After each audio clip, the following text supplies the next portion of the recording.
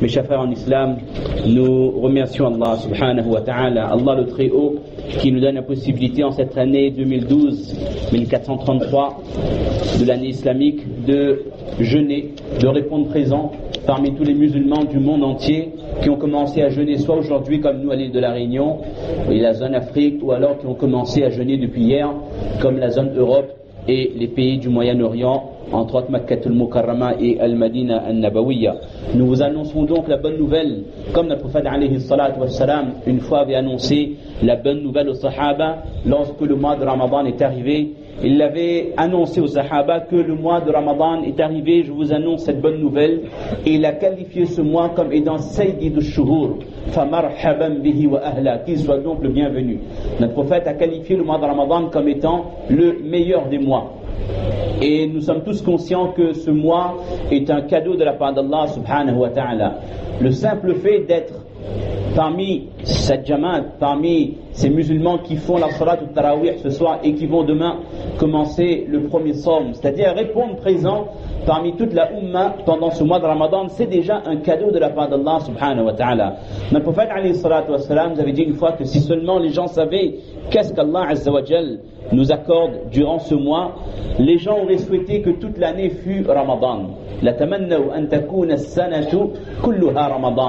Alors que nous savons bien que le mois de Ramadan, on connaît les vertus, les récompenses, mais c'est un mois difficile, c'est un mois qui nécessite beaucoup d'endurance. Il faut se réveiller très tôt le matin pour le suhour. On ne peut pas manger, on ne peut pas boire, parfois on travaille en même temps, on est fatigué, il fait chaud, on a mal à la tête, etc., etc. Il faut pas mal de jours avant que l'organisme prenne le rythme du changement des repas. On fait la salat ou tarawih qui est assez long, les 20 rak'at, ça prend 1 heure de temps, 1 heure de temps 15, et on est parfois fatigué, on doit se réveiller tôt. On sait que le mois de Ramadan est un mois éprouvant physiquement, mais si on savait qu'est-ce qu'Allah azza wa jalla nous accorde comme bienfait durant ce mois, alors on aurait été prêt à vivre toute une année de la même façon, avec le même rythme, tellement Allah azza wa jalla nous accorde des cadeaux inestimables durant ce mois. Et il y avait un hadith rapporté par Imam Ahmad ibn Hanbal rahimahullah, hadith très connu, qu'on raconte à chaque début de Ramadan l'histoire de ces 3 jeunes hommes, de ces 3 jeunes personnes qui accomplissaient des bonnes actions et ils se dépassaient mutuellement dans l'accomplissement des bonnes actions. Parmi ces 3 amis, il y avait un qui est décédé dans le chemin d'Allah, shahid, dans le chemin d'Allah. Et une année plus tard, ces 2 amis sont morts, mais de mort naturelle. Et en rêve, on a vu que celui qui est décédé dans le chemin d'Allah, paradoxalement, on pourrait dire, avait un grade moins élevé que ces 2 amis qui sont morts de mort naturelle. Alors on a posé cette question au prophète sallallahu alayhi wa sallam, comment est-ce que c'est possible? Parce que nous savons tous, celui qui donne sa vie pour Allah, son grade est exceptionnel. Le prophète alayhi salatu wa sallam a donné plusieurs raisons, et parmi les raisons que le prophète sallallahu alayhi wa sallam a citées, c'est le fait que ce jeune homme, que ces 2 personnes qui ont vécu une année en plus, ils ont eu un Ramadan en plus. Ils ont pu jeûner 30 jeûnes de Ramadan en plus que leurs camarades qui étaient décédés dans le chemin d'Allah, certes, mais lui il a eu 30 carèmes, 30 jeûnes en moins. Ça nous fait comprendre, les ulama, les muhaddithins, ils expliquent que jeûner le Ramadan, c'est déjà un présent, un cadeau de la part d'Allah subhanahu wa ta'ala. C'est pour ça que depuis des mois à l'avance, on demandait à Allah azza wa jal de nous faire parvenir Ballighna Ramadan, de nous faire parvenir jusqu'à ce mois. On demandait ce doigt, on souhaitait intensément ce doigt, et Allah a exaucé. On est là, on est présent, et alhamdulillah en bonne santé. En bonne santé, on peut jeûner, on peut rester debout, faire le qiyam. Si on est âgé, on est fatigué, on fait assis, mais on est présent, on jeûne. Et on répond présent parmi tous les musulmans de la Ummah. Parce que vous savez, mes chers frères, petit rappel, ce soir on parle un petit peu plus longtemps parce que c'est le premier jour. Et à partir de demain, Inch'Allah, comme les autres années, si Allah donne tawfiq, on consacrera 10 minutes à un verset qui a été lu durant la prière de Tarawih. Alors vous savez, le prophète alayhi salatu wassalam nous a annoncé que durant ce mois, qu'est-ce qui fait qu'il y a tellement de bienfaits? Le prophète alayhi salatu wassalam a qualifié ce mois déjà comme étant un mois mubarak. Kataballahu alaykum siyama, Allah vous y a prescrit le jeûne. Et quels sont les bienfaits qui se passent? Quels sont les futuhat, les ouvertures qu'il y a de ce mois? Tuftahu fihi abwabul jinan. Les portes du paradis sont grandes ouvertes durant ce mois. Chose qui ne se passe pas durant les 11 autres mois de l'année. C'est-à-dire qu'il y a des événements qui ont lieu dans le monde de l'invisible. Bien sûr, on ne peut pas voir, on ne peut pas réaliser, on ne peut pas comprendre, mais notre prophète alayhi salatu wassalam nous a annoncé que c'est exceptionnel. Durant ce mois, les portes du paradis restent grandes ouvertes. C'est-à-dire que l'homme intelligent, c'est celui qui sait que la porte est ouverte, il va essayer d'acheter son ticket ou d'avoir son visa, profitant que la porte est grande ouverte, Inch'Allah. Allahumma ja'alna minhum. Wa tughlaqu fihi abwabul jahim. Les portes de l'enfer, durant ce mois, sont fermées. Ça aussi, c'est une grande chance, c'est une grande opportunité. Wa tuhallu fihi shayatin. Ça, c'est également exceptionnel. Les shayatin sont enchaînés. Iblis, j'allais dire le roi, le pire, c'est pas le roi des shaitans, le pire des diables, le pire des shaitans est enchaîné. Ce qui veut dire que le shaitan ne peut pas nous induire en erreur comme il fait durant les 11 autres mois de l'année. Si durant les 11 autres mois de l'année, il joue avec nous, quand il veut nous mettre en attaque, il nous met en attaque, en défense, l'aile droite, l'aile gauche, il fait de nous ce qu'il veut très souvent. Si on n'a pas la crainte d'Allah de le cœur et un iman solide, shaitan joue avec nous. Mais durant ce mois, c'est fini pour lui. Il est enchaîné, mis à pied, suspendu pendant 30 jours ou 29 jours, ce qui veut dire qu'il n'aura pas d'influence sur Banu Adam, sur l'être humain. Ce qui veut dire que nous serons moins tentés de faire des péchés. Et nous serons moins tentés de faire preuve de paresse face à l'accomplissement des bonnes actions. En temps normal, si on avait dit aux gens de venir à la mosquée jusqu'à 10h, 10h30, ça aurait été dur, on aurait trouvé mille et une excuses. Mais là, Shaitan est enchaîné. Ce qui fait qu'il ne peut pas nous décourager, il ne peut pas amener toutes sortes d'insufflations de waswasa dans notre esprit que nous on a besoin de rentrer, non, il y a devoir à faire, il y a telle chose. Shaitan est emprisonné. Et ça, c'est une opportunité. Le musulman intelligent, c'est celui qui va saisir cette opportunité pour se rapprocher d'Allah. Saisir cette opportunité pour abandonner les péchés. Parce que Shaitan nous a donné l'habitude d'accomplir certaines choses qui sont pas bien. Tant qu'il est là, il met dans notre cœur, vas-y, fais-le, just do it, c'est pas grave. Mais là, il n'est pas là. Donc, on prend l'habitude de casser ces péchés. On fait en sorte de les démolir. Il a instauré ces péchés dans nos cœurs en nous faisant croire que c'est normal, que c'est tout à fait acceptable à notre époque. Ça, c'est son waswasa. En plus du péché, il met la quiétude dans notre cœur. Il y a satisfaction dans notre situation. Quiétude nous fait comprendre que à notre époque, tel péché, c'est pas grave. Il se fut une époque, oui, mais de nos jours, on peut pas s'en sortir, on peut pas faire autrement.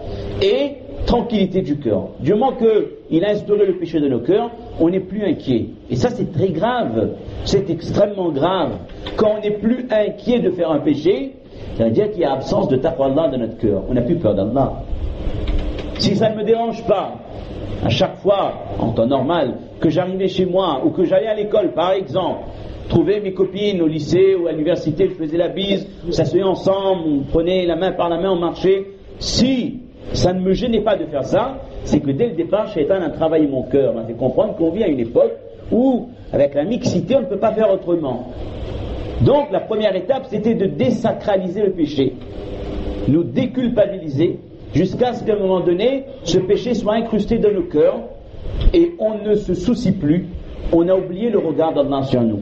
Le Shaitan, il est extrêmement malin. C'est un malin Shaitan, il sait exactement comment nous travailler psychologiquement pour nous faire intégrer, avaler un péché. Mais là, Shaitan dort. Donc le musulman, je ne dis pas qu'il danse, le musulman il avance. D'accord? On profite pour essayer de revoir un petit peu qu'est-ce qui marche pas. Ce qui ne marche pas, on essaie d'y remédier, Inch'Allah, sachant que celui qui nous détourne du droit chemin est absent durant ce mois. Allah Ta'ala, durant ce mois, nous couvre de sa bénédiction. Yurashikumullahu fihi birrahma. Si Allah, le prophète nous dit que la bénédiction d'Allah, il couvre tout le monde, chaque musulman qui est présent, alors le musulman intelligent, c'est celui qui saura lever les mains pour obtenir un peu de la bénédiction d'Allah. C'est celui qui saura faire un effort, pour se rapprocher d'Allah. Il va se dire que cette année, je vais faire telle chose. Je vais organiser mon temps de la sorte. Arrivé chez lui ce soir, il va faire un emploi du temps. C'est pas qu'il va vivre sur Ramadan comme l'arrivée. Non, il va faire en sorte d'organiser son planning, son temps. Il dit qu'en sortant de la Tarawih, j'arrive chez moi, soit je fais quelques bonnes actions, liées encore un peu de Coran, ou alors je vais me coucher immédiatement. Je ne vais pas perdre mon temps. Dans le mois de Ramadan, on n'a pas le droit de perdre son temps. Donc on se déconnecte de Facebook, de MSN, mais ça c'est déjà dépassé. On ne tweete plus, on ne fait plus rien. On se connecte à Allah. on se connecte à Allah et on évite de perdre du temps. Donc on se couche tôt, on se lève tôt le matin. Badri, c'est pas que je me lève juste 5 minutes avant la fin du Subh al-Sadiq, j'avale une tasse de café, je mange quelques trucs et puis je lis le doigt, je commence mon jeûne. C'est mon jeûne va compter. Le jeûne va compter. Mais est-ce qu'on a profité de la nuit du Ramadan? Vous savez mes chers frères, c'est pas que les 10 derniers jours et les 10 dernières nuits qui sont bénies dans le mois de Ramadan. C'est les 30 ou les 29 nuits de Ramadan qui sont bénies.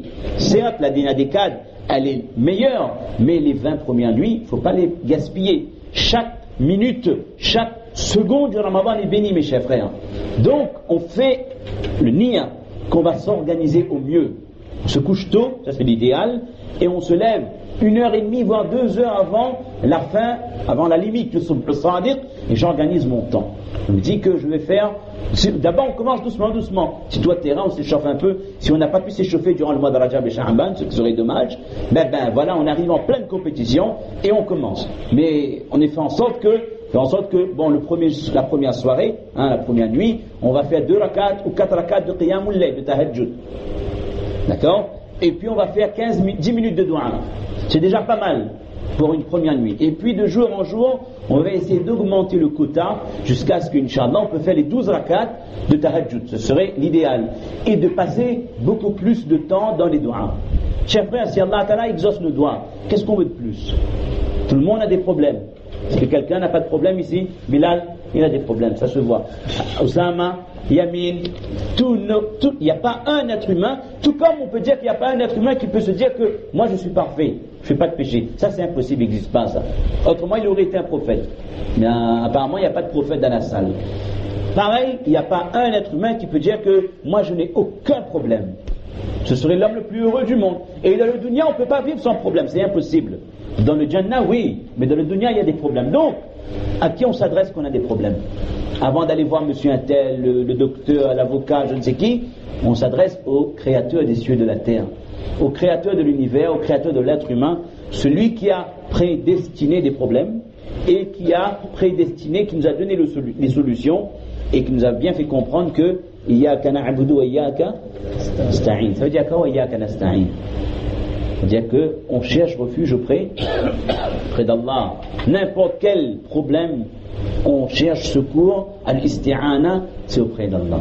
Chercher l'aide auprès d'Allah. C'était comme ça que le prophète sallallahu alayhi wa sallam comprenait les choses et il a enseigné les sahaba à vivre de ce dunya. Donc, les nuits, on essaie de les consacrer, on se repose bien sûr, et puis on passe un maximum de temps dans les tahajjud, qiyamul layl, et dans les doigts. Et puis je m'organise également. Par exemple, je me dis que voilà, j'ai déjà fait 30 minutes de qiyamul layl, 15 minutes de doigts, maintenant je vais prendre mon petit déjeuner, c'est-à-dire le suhour. Et là aussi, il faut donner de l'importance au suhour. Ça, si on a le temps aujourd'hui ou bien demain, on expliquera.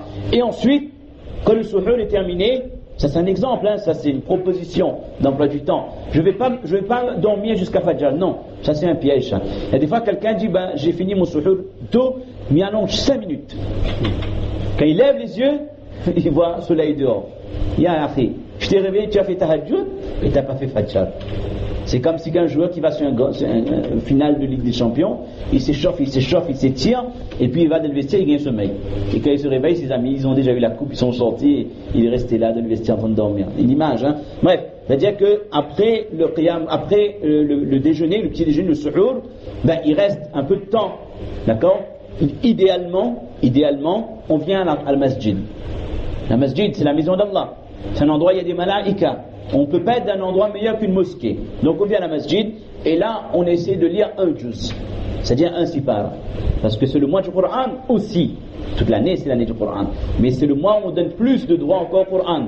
On va faire en sorte de lire un maximum de Coran. Donc il faut dégager du temps. Mes chers frères, si on ne dégage pas du temps, on ne trouvera pas le temps. Parce que vous savez, on vit à une époque où il n'y a plus de bénédiction de le temps. Jusqu'à le qiyamah, jusqu'à la fin des temps, ça c'est irrémédiable ça. Il y aura moins en moins de bénédiction. Le temps, on passe vite, des années, les jours s'enchaînent. Là on est en train de discuter, le premier Ramadan. Donc vous clignez les yeux, on est en train de parler de la dernière des 4 bientôt. Ça va passer tellement vite. Donc c'est à nous de nous programmer et de demander à Allah de mettre la baraka, la bénédiction dans notre temps. Donc, après le repas du suhour, je viens à la mosquée, pour les messieurs et pour les dames, elle va dans l'endroit où elle fait la salat, sur son sajjala, son musalla, et on peut lire un juz. Il faut 20 minutes pour lire un juz ou 25 minutes, en s'appliquant avec les règles du tajwid, en respectant toutes les règles, d'accord? Et jusqu'à ce que l'imam arrive, il commence la salat al-fajr. Je fais la fajr en jamaat, et après la salat al-fajr, je ne cours pas chez moi pour dormir. Non. Je reste, je lis un autre juz jusqu'au lever du soleil. Et quelques instants après le lever du soleil, je fais mon shuruq. La salat al-ishraq, 2 rakat ou 4 rakat, sachant quelles sont les récompenses qu'Allah accorde aux musulmans lorsqu'il fait 2, ou alors certaines versions 4 rakat après le lever du soleil. Si toute l'année je n'ai pas l'occasion de le faire, ou je n'ai pas la motivation de le faire, ben je me bouge là. J'essaie de me motiver, je me dis que non, je vais respecter cet emploi du temps, je vais tenir ferme là-dessus. Et après le shuruq, alhamdulillah, on fait un peu de doigt, et puis on peut partir vaquer à ses occupations, on travaille, ou à l'université, ou au lycée, quel que soit. Et puis on fait en sorte que, pour chaque salat, on essaie d'être présent à la mosquée à l'avance. Si le salat al-dhuhr est à 13h, je viens à 12h30, 12h40. C'est comme on ne mange pas à la maison. On ne mange pas. À midi, on essaie de venir plutôt à la mosquée. À moins qu'on est fatigué, mais il ne faut pas se dire que je suis fatigué. Il y a des fois, psychologiquement, je me dis que c'est Ramadan, donc je suis fatigué. Alors que je suis en forme. Mais c'est que j'ai intégré le fait que, logiquement, je dois être fatigué, donc je vais me reposer. Laissez le repos pour les anciens. Si on sent qu'on est en bonne santé, on est bien, on vient à la masjid, on essaie de lire au maximum le Coran. Un juz avant la salat al-dhuhr et un juz, un sipara après la salat al-dhuhr. Si on le fait, ça nous fait déjà combien de sipara là? Combien de juz? Ça fait déjà 3. Pour la salat al-asr, pareil, sauf ceux qui travaillent, mais on essaie, dans la mesure du possible, si quelqu'un peut faire un juz de 20 minutes avant la salat et après chaque salat, excepté salat al-isha, il peut faire facilement, allez, on va dire au minimum 5 juz par jour, 5 sipara. Ce qui fait qu'il pourra faire un khatm al-Qur'an en 6 jours. Allez, on va dire qu'il y a des fois on est un peu fatigué, en une semaine. C'est déjà pas mal, non? On peut s'assurer 4 khatm al-Qur'an dans le mois de Ramadan. Alors qu'il y a des gens qui peinent pour faire un khatm al-Qur'an parfois. Quand il arrive le 28e, il a encore 10 sipara en retard, là il sprint, il saute des lignes, tout ça pour arriver. Alors que si on s'organise, on a la possibilité de lire au maximum le Coran. On continue le hadith qu'on a cité tout à l'heure. Et durant ce mois, Allah Ta'ala pardonne les péchés. Et là aussi, qui c'est qui parmi nous peut se vanter de ne pas avoir de péché dans ce livre de compte? Personne. Personne, que ce soit quelqu'un qui s'est converti à l'islam il y a une semaine, ou quelqu'un qui est né dans l'islam, ou quelqu'un qui est hafid al-Qur'an, qui est alim, qui est mufti, qui est fundi, il peut être comme il veut. Tant qu'il n'est pas prophète, il fait des péchés. Tant qu'on n'est pas prophète, on accomplit des péchés, quel que soit notre niveau de science religieuse, de spiritualité, on est des êtres humains, on reste des hommes, et donc on a nos faiblesses, mais ce mois-là, Allah pardonne les péchés. C'est le moment de demander à Allah tawbah, et de demander à Allah de nous donner la possibilité de ne plus retourner vers les mêmes erreurs. Parce qu'en général, si on analyse bien notre vie, chaque individu, en général, accomplit les mêmes péchés. On a tous nos points faibles. En général, nos péchés restent dans un certain registre. Il y a des gens qui ont plus de tentations, je ne sais pas, par rapport à la nourriture. Il ne fait pas attention, il mange n'importe où, etc. Mais il essaie de corriger ça. Il y a des gens qui ont des faiblesses par rapport aux relations extra-conjugales. On va dire le zina, etc., sortir avec des filles, etc., etc. Il essaie de trouver une solution à ça. Il y a des gens qui ont des problèmes avec l'argent. Il ne peut pas s'empêcher des pratiques illicites, intérêts ou autre chose, il essaie de trouver une solution. Il y a des gens qui ont un blocage par rapport aux relations avec les personnes, avec les parents, ou le problème de respect envers le papa, la maman, c'est des choses qui reviennent. Il essaie de trouver une solution à ça. Donc chacun, comme un médecin, il essaie de trouver, de diagnostiquer quelles sont les barrières entre moi et Allah. Quels sont les péchés que je fais qui m'éloignent d'Allah, qui m'empêchent de me rapprocher d'Allah, et c'est le moment de demander, oh Allah, tawbah, pardon pour ces péchés, et oh Allah, donne-moi tawfiq de ne plus recommencer. Et durant ce mois, les doigts sont acceptés, comme on a dit tout à l'heure, c'est le moment. Et le prophète m'a donné une bonne nouvelle, un encouragement. Allez-y, mes chers musulmans, faites le maximum. En ce sens, faites le maximum de bonnes actions durant ce mois. Et en plus, le prophète m'a dit que durant ce mois, Allah est tellement fier de nous qu'il regarde comment les musulmans ils se dépassent mutuellement dans les bonnes actions et il nous vante auprès des malaïkas. Allah Ta'ala vante le mu'min auprès des anges. Parce que les anges, ils ne savent pas c'est quoi faire un péché. Le musulman, l'être humain, il sait bien c'est quoi faire un péché, mais durant ce mois, il ne va pas le faire. Un ange, est-ce qu'il a besoin de manger, boire? Est-ce qu'un ange a faim? Est-ce qu'un ange dit que tel ange, un jour, il avait faim, il a pris un Kit Kat et il a mangé? Ça n'existe pas. Est-ce qu'un ange a soif, il a bu un coca et puis... Non. Un ange, il ne mange pas, il ne boit pas. Un ange ne se marie pas. C'est-à-dire un ange, il était créé pour adorer Allah. La ya'asuna Allah ma amarahum. Jamais il ne désobéit à Allah. Il fait que ce qu'Allah lui a ordonné de faire. Il ne sait pas c'est quoi un péché. Tandis que nous, êtres humains, on a des besoins. On a des faiblesses. On a des shahawat, on a des passions. Ce qui fait que nous péchons parfois. Et quand on peut contrôler tout ça pour Allah, ça s'appelle quoi ça? Al-istislamu lillah. Ça s'appelle quoi ça? Taqwa Allah. Crainte d'Allah, soumission à Allah. Quand j'ai envie de faire des choses, j'ai envie de manger, j'ai faim. Mais non, je ne mange pas parce que je suis en état de jeûne. C'est pas juste que Fundi la ne mange pas quand on est en état de carême, on a appris ça, tout le monde dit non. Parce que si je ne mange pas, c'est qu'Allah m'a dit, musulman, ne mange pas durant le Ramadan jusqu'au soir. Ça c'est istislam lillah. Je suis soumis à Allah. Allah m'a dit fais pas ça, je ne fais pas. Allah m'a dit ne bois pas, je ne bois pas. Allah m'a dit ne fais pas telle chose, je m'abstiens parce que je suis un musulman. Le musulman c'est celui qui est istislam, qui s'est soumis à Allah. Mais ça, il faut qu'on intègre. Ça c'est un entraînement, practice comme on dit en anglais, c'est un entraînement pour nous pour toute l'année. Qu'à chaque fois qu'il y a un interdit, je me dis que je m'abstiens. Pourquoi? Parce qu'Allah me l'a interdit. Donc ça ce sont des valeurs à intégrer. Et le prophète sallam, après avoir encouragé dans un autre hadith, il met en garde, attention, attention. On a cité plein de vertus, mais faites gaffe. Le plus malheureux des hommes, c'est celui qui durant ce mois est privé de la rahma d'Allah. Alors que la rahma elle descend pour tous les jeûneurs. Mais celui qui est privé, c'est en fait quelqu'un qui se prive lui-même. Il y a quelqu'un qui n'a fait aucun effort. Il n'a pas essayé d'avancer. Il n'a pas essayé de progresser de ce mois en accomplissant plus de bonnes actions. Et il n'a pas essayé de s'éloigner des péchés. Alors là, c'est grave. Le prophète a qualifié cette personne comme étant le plus malheureux. L'homme qui se prive lui-même de la bénédiction d'Allah à un moment où la bénédiction descend sur toute la Ummah. Donc, on comprend que vivre le Ramadan, c'est un bienfait, c'est un ni'ma, oui.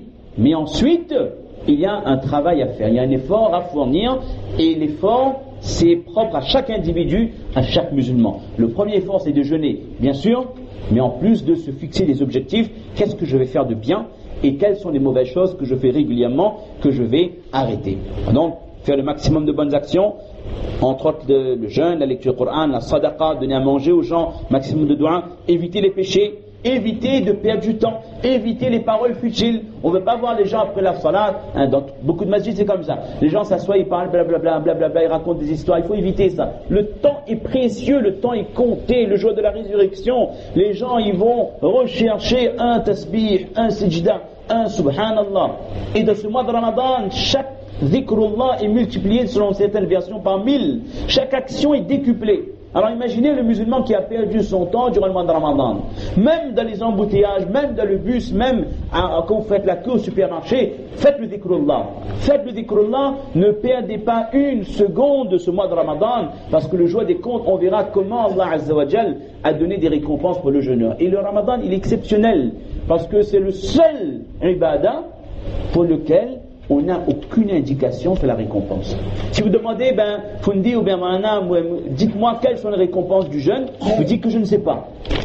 On ne sait pas. Parce qu'Allah Ta'ala dit, فَإِنَّهُ لِي وَأَنَا أَجْزِي بِهِ. Il dit que le jeûne, ça c'est pour moi ça. Et c'est moi qui en rétribue. C'est-à-dire que c'est tellement exceptionnel que Allah ne nous a donné aucune indication. La seule chose qu'il nous a donné comme indice, c'est quoi? Sachez qu'il y a une porte de le paradis pour les jeûneurs. Ar-Rayyan. Et ça c'est extraordinaire. Que le jeûneur qui s'applique, il y a une porte spécifique pour lui dans le paradis. Mais mis à part ça, on ne connaît rien, parce qu'Allah a dit que c'est moi qui récompense personnellement. Et si Allah il s'engage, subhanallah, avec sa splendeur et sa majestuosité de rétribuer directement chaque jeûneur, c'est que vraiment la récompense elle est exceptionnelle. Également durant ce mois, on a dit faire de bonnes actions, éviter les péchés, faire preuve de patience, sabr. On ne veut pas entendre que Mina Karam est fatigué sous le pas moi. C'est pas la bonne réaction. Voilà, si on travaille, si on est chef d'entreprise, on va tirer le nez sur nos employés. On a des personnes qui disent patron de Ramadan, là il est mauvais là. C'est pas ça la réaction du mu'min.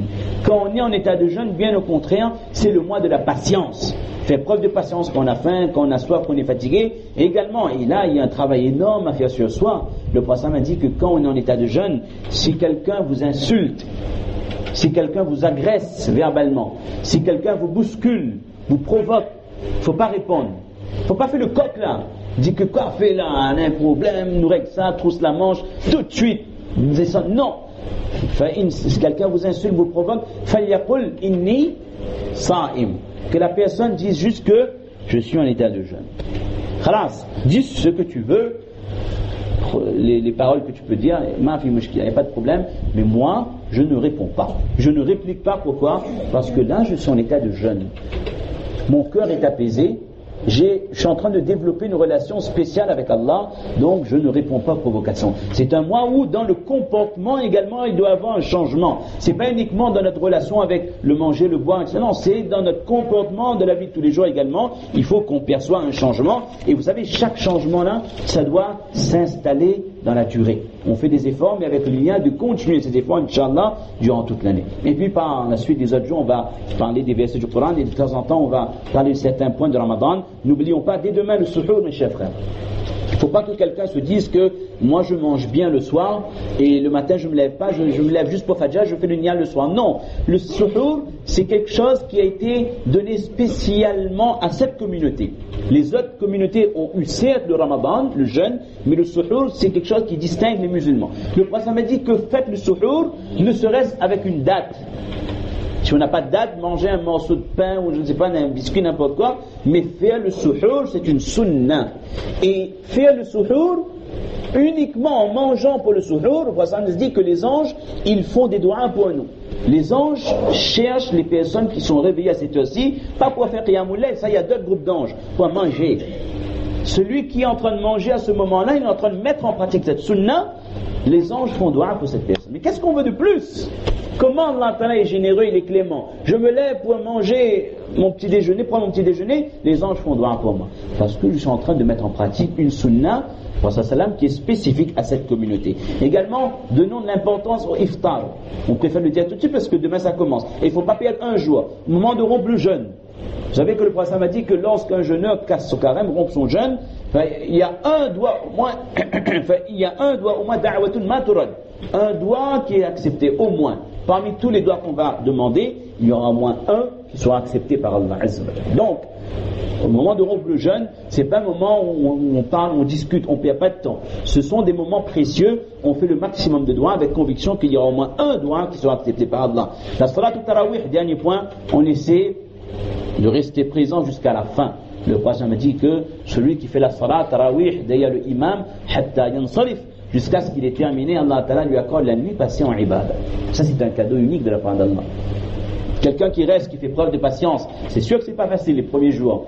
Les premiers jours, au 3e, 4e rakat, mollet commence à tirer, il y a des crampes, parce qu'on n'est pas de grands sportifs, et on n'est pas non plus des grands adorateurs d'Allah. On n'est pas comme les sahaba qui passaient des nuits dans l'adoration. C'est peut-être, pour nous, c'est le seul moment de l'année où on passe au moins une heure de temps debout dans une salat. Donc c'est dur. On voit les gens commencent à tirailler, commencent à bouger, commencent à échauffer, etc., etc. On a des crampes, mais ça, il y a des récompenses dedans. Parce que là, on est en train d'éduquer notre nafs. Non, on reste au feu de namaz. On ne bouge pas. Parce que le nafs, il a envie de s'échapper, lui. Quand il fait des bonnes actions, et moi, il dit arrête, allons filer. Non, on éduque. Et on apprend que quand on est devant Allah, on reste devant Allah. Ça, c'est une éducation spirituelle également pour que le corps et le nafs s'habituent à rester debout à faire l'adoration d'Allah. Et 2 gestes, on va terminer avec ça. Chaque musulman doit faire un listing où il écrit, tous les ans on dit ça, quelles sont mes erreurs qui reviennent tout le temps. Et il sait trouver une solution. Et un autre listing, quels sont mes objectifs pour ce mois. Qu'est-ce que je vais essayer de faire en plus? Qu'est-ce que je vais faire pour que le Ramadan 1433-2012 soit meilleur que le Ramadan 2011-1432 et meilleur que celui d'avant et ainsi de suite. Parce qu'on a besoin de progresser. Quand on a une entreprise, on fait en sorte que d'année en année, on avance, le chiffre d'affaires augmente. que les choses aillent mieux, d'accord? Mais dans le dîn, on a besoin d'augmenter, on a besoin d'avancer, de se rapprocher du Jannah. Donc d'année en année, on se fixe des objectifs. Je vais travailler quoi? Comme on a dit tout à l'heure, si mon problème, mon unique problème, je suis un bon musulman, il n'y a aucun problème, je ne vais pas de péché, mais j'ai un problème avec mes parents. Il y a un problème relationnel énorme avec ma maman ou mon papa. Depuis que je me suis marié, c'est pas des exemples, c'est pas la vie d'une personne que je raconte, mais c'est la vie de beaucoup de personnes. Depuis que je me suis marié, j'ai des embrouilles permanents avec mes parents. Donc, madame Ikre, etc. Donc, j'ai plus de relations correctes, islamiquement parlant, avec mes parents, comme je devais avoir, et je fais en sorte que durant ce mois, je vais remédier à ça. C'est-à-dire, chaque personne essaie de se fixer un ou deux objectifs. Et enfin, il y a des gens qui se présentent dans ce mois de Ramadan. Ils commencent le mois de Ramadan avec des montagnes de péchés. Il y a des gens qui viennent durant ce mois avec des montagnes de péchés. Ils traînent des fardeaux de péchés depuis 1 an. Ils ont fait des erreurs, beaucoup de péchés. Et lorsque le mois arrive, ils voient les gens, ils sont heureux, ils sont contents, ils envoient des textos, ils se félicitent, Ramadan Mubarak. Et il y a ces personnes-là, ils se demandent si est-ce que j'ai le droit d'espérer quelque chose? Je suis parti tellement loin de mes erreurs que est-ce qu'Allah Ta'ala va m'accepter? Est-ce que j'ai encore le droit de demander quelque chose à Allah, ou alors je dois avoir honte et baisser la tête? Alors que les personnes qui ont cette appréhension et déjà le fait qu'ils se sentent responsables de ce qu'il a pu faire, c'est déjà un bon signe. Et qu'ils se disent que autant nous, êtres humains, nous sommes faibles, autant nous sommes pécheurs, mais autant Allah Azza wa Jalla, notre Seigneur, il est généreux, notre Seigneur, il est miséricordieux, Allah Ta'ala aime pardonner. Allah Ta'ala a créé l'homme, et il sait les faiblesses. Allah Ta'ala a créé Shaitan pour éprouver l'homme. Allah Ta'ala a créé An-Nafs, Ammaratum Bissou, l'ego dans le cœur de l'homme, qui le pousse à faire des péchés, et Allah sait pertinemment quel est l'effet du Nafs sur l'homme, et l'effet de Shaitan sur l'homme. Allah, il sait pertinemment que les êtres humains font des erreurs. Et Allah Ta'ala nous a promis que celui qui vient vers lui, même s'il a autant de péchés qu'il y a d'écume dans les mers, ou de gouttes de pluie, ou de grains de sable dans le désert, s'il vient auprès d'Allah avec un cœur pur, Allah Ta'ala est capable de tout pardonner. Donc ce mois-là, c'est pour tout le monde. C'est pas le mois des pieux, c'est le mois de tous les musulmans, tous ceux qui ont la ilaha illallah Muhammadur Rasulullah dans leur cœur, qu'il soit un homme pieux ou qu'il soit un pécheur endurci, c'est le mois de tout le monde. Chacun peut se rapprocher d'Allah, chacun doit avoir l'espoir qu'Allah va pardonner. Inna Allah yaghfiru dhunuba jami'a. Allah est capable de pardonner n'importe quel péché, autant d'erreurs qu'on a pu faire, à condition qu'on soit sincère. Et je commence cette exhortation par moi-même, celui qui parle. Moi-même, si j'ai fait des erreurs, je fais le niya. Et nous tous, nous faisons le niya que dès ce soir, on se réveille et on va demander pardon à Allah et on va cibler nos péchés. On va dire, oh Allah, j'ai fait telle erreur, j'ai fait tel péché, pardonne-moi telle erreur, tel péché, et oh Allah, donnez-moi la force de ne pas le faire durant ce mois. Donnez-moi la force de ne pas tomber de ce péché durant ces 30 jours, et donnez-moi la force de ne plus jamais le faire. Allah nous accepte, mes chers frères. Nous vous souhaitons tous un Ramadan béni, beaucoup de baraka, beaucoup de bénédictions de la part d'Allah Azza wa Jal, que chaque minute nous soit profitable, chaque minute de ce Ramadan nous rapproche d'Allah, nous rapproche du paradis et nous éloigne de l'enfer. Et faites passer le message également à nos mères et à nos sœurs qui sont à la maison. Faites en sorte qu'elles aussi, elles font le qiyamul layl, le tahajjud comme nous. Elles aussi, elles font la salat au tarawih comme nous. Et elles s'appliquent au mieux pour se rapprocher d'Allah durant ce moment exceptionnel. سبحان ربك رب العزة عما يصفون وسلام على المرسلين وآخر دعوانا أن الحمد لله رب العالمين. جزاكم الله خير.